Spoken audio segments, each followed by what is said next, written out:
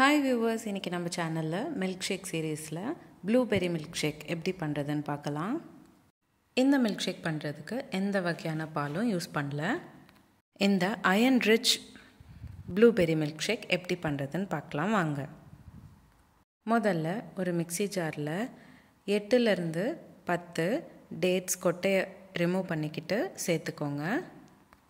Dates சாஃப்டாக இருந்ததுன்னா நீங்கள் ஊற வைக்க தேவையில்லை. அப்படி டேட்ஸ் சாஃப்டாக இல்லைன்னா நீங்கள் ஊற வச்சு சேர்த்துக்கோங்க. கூடவே 20லேருந்து 25 ப்ளூபெர்ரி சேர்த்துக்கிறேன். அடுத்ததாக 3 வாழைப்பழம் சின்ன சின்னதாக கட் பண்ணிக்கிட்டு சேர்த்துக்கிறேன். இப்போது இந்த 3த்தையும் நம்ம நல்லா பிளெண்ட் பண்ணிக்கணும். பிளெண்ட் பண்ண மிக்சரை நம்ம நெக்ஸ்ட்டு ஃபில்டர் பண்ணிக்கணும். நீங்கள் இந்த ப்ராசஸை ஸ்கிப் கூட பண்ணலாம். நல்லா பிளெண்ட் ஆகிடுச்சுன்னா ஃபில்டர் பண்ணி வச்சுருக்கிற ப்ளூபெர்ரி மில்க் ஷேக் நம்ம இப்போது சர்விங் கிளாஸ்க்கு மாற்றிக்கிறேன். நம்ம வாழைப்பழம் சேர்த்ததுனால மில்க் ஷேக் நல்லா திக்காக இருக்கிறதுனால பால் தேவைப்படாது.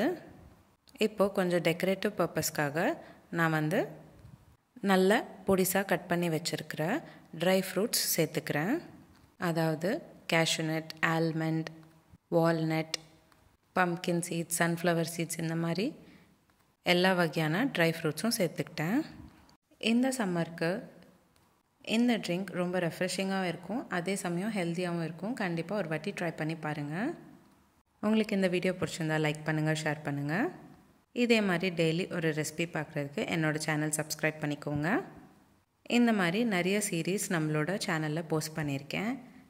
எல்லா லிங்க்ஸும் நான் டிஸ்கிரிப்ஷன் பாக்ஸில் உங்களுக்கு ஷேர் பண்ணுறேன். செக் பண்ணி பாருங்கள். இந்த ரெசிபி எப்படி இருந்ததுன்னு நான் கமெண்ட் பாக்ஸில் கமெண்ட் பண்ணுங்கள். மீண்டும் சந்திப்போம் ஒரு சுவையான ரெசிபியுடன். தேங்க்யூ.